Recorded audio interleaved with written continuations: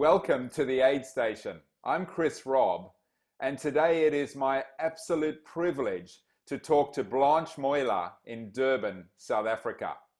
Blanche is literally a South African running icon, the first black woman to be awarded Springbok colours to represent South Africa at running, the recipient of the President Award from Presidents Thabo Mbeki and Nelson Mandela, and an absolutely incredible human being.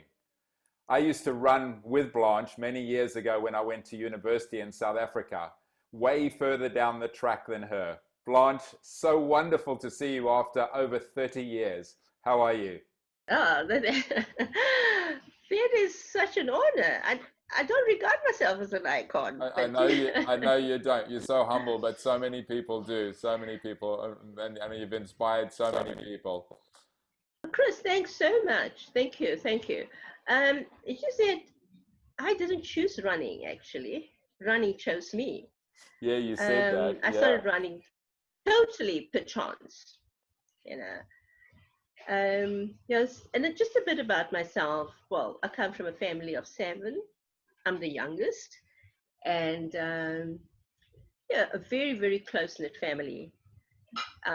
My dad was an educator, my mother a nurse, and I think I followed in her footsteps. Yes. Great role models.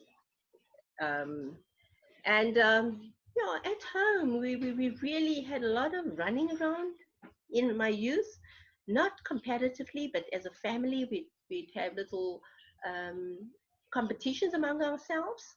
And I'd race my brothers.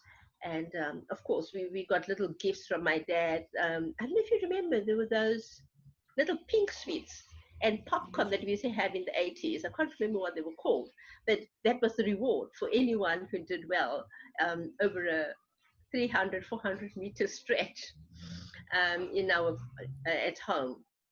Wow. Yeah, so basically, yes, I didn't do much competitive sports then. Um, the school I attended, Good Hope College in the Cape, I was at boarding school, didn't encourage the girl child to really participate in sport. So, yeah, running as a sport was never something that I thought of. But got into running in my year as a psychiatric nursing student when one of the doctors, who was a Comrades runner, saw me run at the patient staff sports day, and he thought I had the ideal running style and invited me to run with him. So basically, as I say, it was per chance that I started running. I went out, I think, a day later after the invite. Unfortunately, he got me to run a 7 kilometer on my first outing. Mm-hmm. Needless to say, my body was in pain, in torture for about 3 or 4 days. I couldn't tie my shoes. I couldn't reach my back. I was really in agony. Wow. But fortunately, he encouraged me to go out again. And I took up the challenge, and we ran every third day. And my body got used to it. And yeah, and say the rest is history. I started enjoying it. Participated in a 21 kilometer in Maritzburg. Yeah. It was a night race, way back. Was that the old? That was the old Nissan night race, wasn't it? That's correct. Yeah. And And in my first, I'm sure you probably would have blitzed past me at some stage on that. I don't think so. And I was clueless. I was just running for the enjoyment of it. And I finished third. I was the third lady there. Wow. Um, yes. But obviously, there were murmurings around about whether I had done the whole distance. It Yeah. was a 2-lapper. And me being new on the scene, and obviously at the time, our social challenges being melanin enriched raised a few brows because prior to that, nobody else had Yeah. run competitively. I was given the recognition that I was third, but there were murmurings as to whether I had completed the Wow. race. Wow.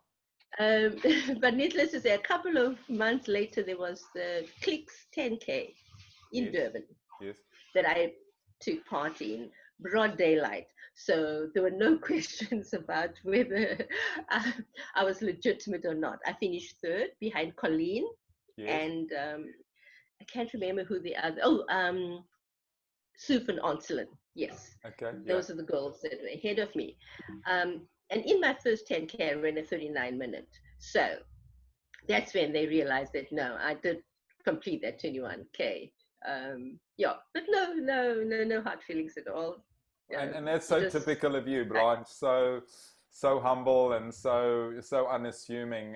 You know, obviously that must have, you know, been very insulting, and for you to be like that, and then to, you know, to go from there on to an absolute stellar career. I mean, you were the first black woman to be awarded Springbok colours, and for those of us that don't, those who are watching who don't know, that means South African colours. So the first black woman to represent South Africa in running.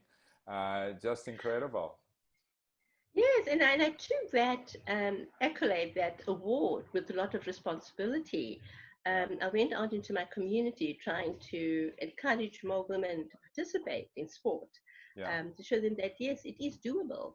You know, we can compete at the highest level against Yeah. anybody, Yeah. irrespective of our roots or our background and our cultural differences. You know. Amazing. And you have a lot of work that you do with young girls now. You have a campaign that you're involved with encouraging young girls to start running before, because obviously there's quite a lot of teenage pregnancy in South Africa, and you encourage young girls. Remind me of the name of the program I was reading about online before Oh, we started. actually, Chris, it is a concern of mine that in South Africa, the girl child is very vulnerable. Yes, And yes, we do have high teenage pregnancies. And yeah, so I'm driving the campaign called Achieve Before You Conceive. achieve before you Um, conceive. That's right. Yeah, yeah, so wonderful.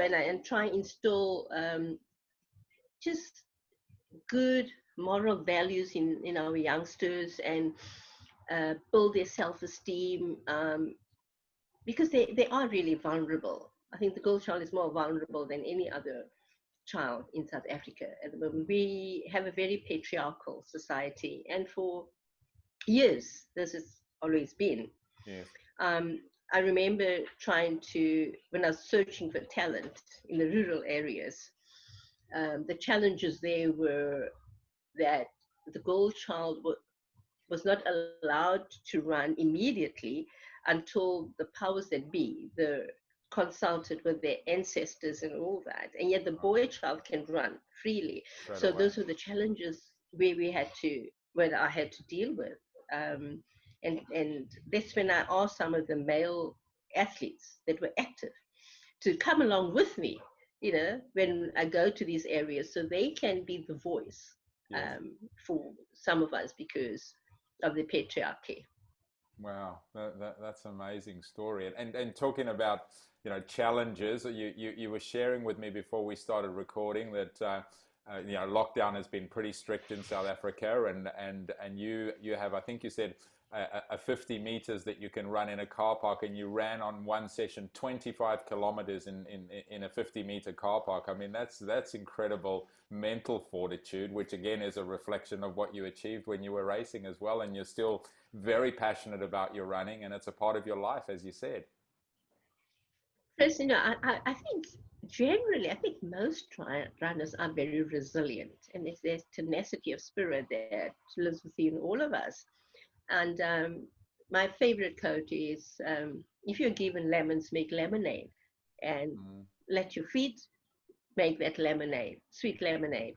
Yes, it is challenging running in a small area, because you tend to favor one side of the body at times. So you have to think out of the box. I used to do a lot of figure of eight runnings, Hmm. so that I don't favor one side of my body. And it's doable. In fact, the challenge is now on that we encouraged or invited to do Comrades Marathon on the 14th Hmm. in, well, a relatively small space.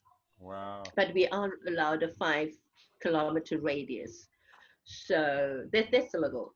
Wow. more breathing space. So they eased the lockdown a bit now, and I might take up the challenge and do the virtual Comrades The virtual Marathon. comrades.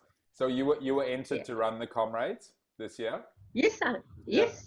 Oh, Yeah. that's I'm passionate about because I'm not competitive, but I also use it as a vehicle to garnish what's it, funds for my charities. Yes. I also support HACT charity, which is the Hillcrest Aid Center Trust. Uh-huh. And they do a phenomenal work. You know, we're talking about COVID, but HIV/AIDS is really pandemic as well in Yes. Africa. In Africa, yeah. And they do a lot of work. They've got a hospice. They empowering the older women to, empowering them with teaching them crafts so that they can be you know, self-sufficient, because most of these older women are looking after a lot of grandkids and kids because their parents have are deceased because of Deceased. AIDS. Yeah. Yes. So the burden is on, strange enough, the older generation, Mm. and looking after these little kids. So I support that foundation, the Head Foundation, Wow. through Comrades, and Yeah. as well continue running Comrades. How many comrades have you run now, Blanche? Um, it will be my 17th. It was going to be the 17th this year. Yeah, yeah. Wow. And for the viewers that You know, maybe I don't mean, know, the Comrades Marathon is 90 kilometers. It alternates each year between Pietermaritzburg and Durban. And it's an incredible, it's a race that stops the nation, doesn't it? I mean, everyone stops and watches it on TV, and it's just an absolutely incredible event. And 17 times. And you know, in your earlier career when you were running competitively, what was your best placing in the Comrades, Blanche? well, I can't remember. I think there must have been 20 or so. I've never been really competitive at Comrades. My passion is still cross Cross country country, today. yes. I Yeah, love cross country. yeah. Um, the longer distance has never been my forte. I've run a silver at Comrades, but yeah, that's the best I have done. I've got a couple of Bill Rowans, which is sub 9 hours. Hmm. But right now I'm ticking over 10:30s, and I'm quite happy with that time of, running. I just enjoy the camaraderie. You There love it. really is. It's the greatest ultra in the world. I really believe it. And Yeah. yeah, And you know, that's the thing that is so wonderful about our industry, our sport, that you know, this camaraderie that comes with it. And you know, we hope it's not long before people are out running and racing again. And like you say, it's not necessarily about the racing, it's getting out there, it's being part of the community, it's the journey to get there, and the work that you're doing with young girls and so on. And you know, you've been recognized, and again, you're so humble, but you know, you were presented with a recognition award by President Mbeki and Nelson Mandela, weren't you, for your achievements and what you've done? yes, I have, and it's very humbling. And I think the other humbling fact was when they had come out of Robben Island. Um, I wasn't politically aware, when I grew up. So I was quite surprised when the minister Jeff Hadebe, and later on Becky and Mandela reiterated that. Jeff Hadebe said to me, when they were in Robben Island and they would see me on TV running well, that also motivated them, and they would tell themselves, oh, change is imminent. Now, I was taken aback because I didn't even know they had TV in Robben Island. So Yeah. it was just so humbling, and I've made a difference in so many people's lives. Um, the gentleman on the road, the laborer, who says to me, who stops me and says to me, "Oh, keep running. We love to see you on TV, and you make us proud." That's so humbling coming from the ordinary person on the road as well. Yes. So I really have been blessed in that. I've got lots of support, Yeah. and I've, Oh, I've made lots of good friends. Yes, I've made yeah. lots of good friends in all cultures. All Yeah. cultures and all over the world. You know, we were talking before we came on. I mean, you know, we used to run on the same courses. You're far ahead of it than me, and I remember, you know, so many wonderful times standing on the side of a cross country course, screaming you on down at Kings Park in Durban when you know you were running a 5 or 10,000. I was running a 1,500, and you know, just that camaraderie of that community down there was just so wonderful. And I guess, you know, switching gears a little bit, talking about camaraderie and your service to the community. I mean, that's, you know, pretty much every day for you because you're a psychiatric nurse and you work, you know, long hours and shifts and so on. And we were talking about, you know, the fact of the impact of COVID, not just being the, you know, the physical part of it, but the, you know, the impact that it's having on psychiatric patients because of the lockdown and pressure and so on. Can you talk just a little bit about what life's been like for you from a work perspective over the last few months, please? Um, well, yes, it's been challenging in terms of you. We receive patients regularly, and we don't know their status immediately. So you have to be protected all the time. And yeah, but you, we are courageous. We believe that in a holistic health, and so as much as we're in the front line, we're not terrified all the time. We still believe in the good bedside manner, although social distance. And what is social distance in the ward? Yes. Um, you know, you can't have that social distance. You're right there. You've got to interact with the patient, but yes, with your PPE on, which is absolutely imperative. Um, Challenges. This is Africa. Challenges in terms of transport um, occurred during lockdown. Mm. A lot of our colleagues live in far from the workplace, and they rely on public transport. And we know that a certain number are allowed in these vehicles at a time. Mm-hmm. So at work too, that delays the punctuality, you know, Mm-hmm. and things like that. So those were challenges. Unfortunately, that I reside 3.5 kilometers from work, Mm-hmm. so I walk. I walk to work and I walk back. Yeah, yeah, It takes me about 45 minutes or so of good walking. yes, I will not run, obviously, just walk. yeah, And yeah, so that, yeah, yeah. So that's those are the challenges we have, yeah.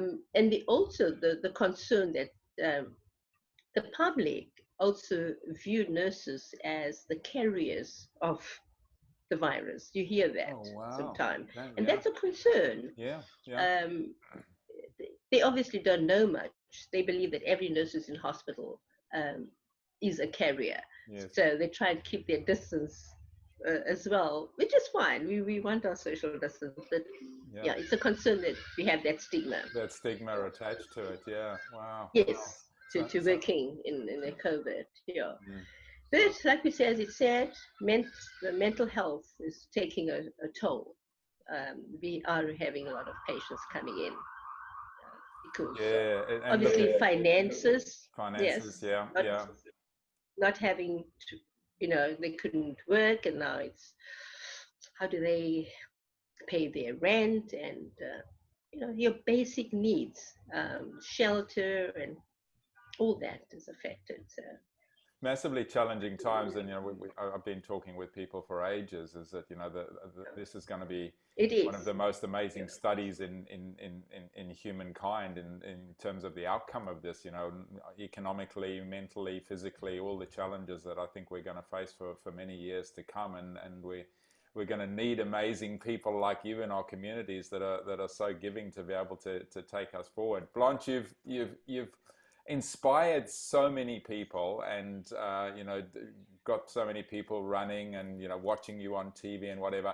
I mean, there's been so much inspiration through this, but on the aid station, I always like to end with asking the person I'm interviewing to share an inspirational story. Is there anything particular that you'd like to share that would inspire people in these times, or maybe something that's inspired you beyond what you've shared already, please?